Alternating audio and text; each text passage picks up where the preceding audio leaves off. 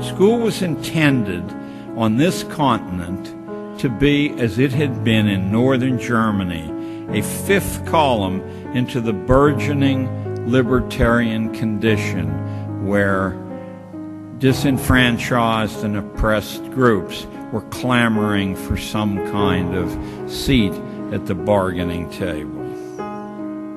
School was to be a surgical incision into which the class-based management theories of England were to be inserted to interdict the liberty traditions.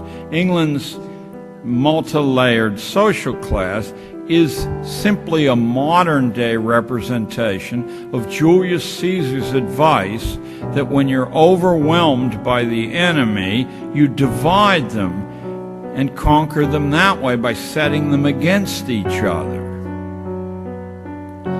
The method was to be by infiltration into the minds of children, out of sight of their parents. The well-read here won't be shocked. Theorists from Plato to Rousseau to Frederick of Prussia knew and taught explicitly that if children could be kept childish beyond its term in nature, if they could be cloistered in a society of children without any real responsibility except obedience, if their inner lives could be attenuated by removing the insights of history, literature, philosophy, economics, religion, if the imminence of death and the certainty of pain and loss can be removed from daily consciousness, if the profound reflections on one's own death could be replaced with the trivializing emotions of greed, envy, jealousy, and fear, young people would grow older, but they would never grow up, and a great enduring problem of supervision would be solved. For who can argue against the truth that childish and childlike people are far easier to manage than critically trained, self-reliant ones? And now you're ready to hear the 6 purposes of modern schooling taken directly from Dr. Inglis's book. The first function of schooling is adjustive. Schools are to establish fixed habits of reaction to authority. That's fixed habits of reaction. Notice that this precludes critical judgment completely.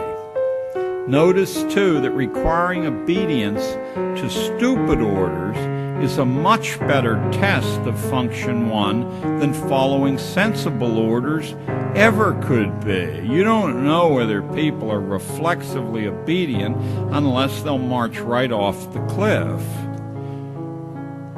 Second is the diagnostic function. School is to determine each student's proper social role, logging the evidence mathematically and anecdotally on cumulative records. You probably thought that the kid or parents or neighbors or the region, circumstances. No, school is to determine your proper social role, and they're to fix you in that role mathematically on their cumulative records. Next comes the sorting function.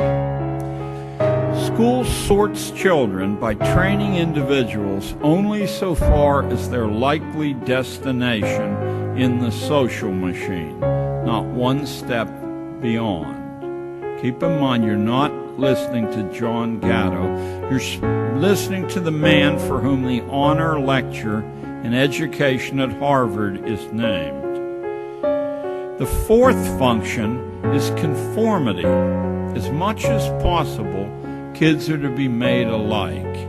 Whatever the background they come from, they're to be made alike. This is not done from any passion for egalitarian ideals, but so that their future behavior will be mathematically predictable in service to market research and government research. Next comes the hygienic function. This one's my favorite. This has nothing to do with individual health, but it has a lot to do with the health of the race, at least as Inglis or Darwin or his first cousin Galton saw it.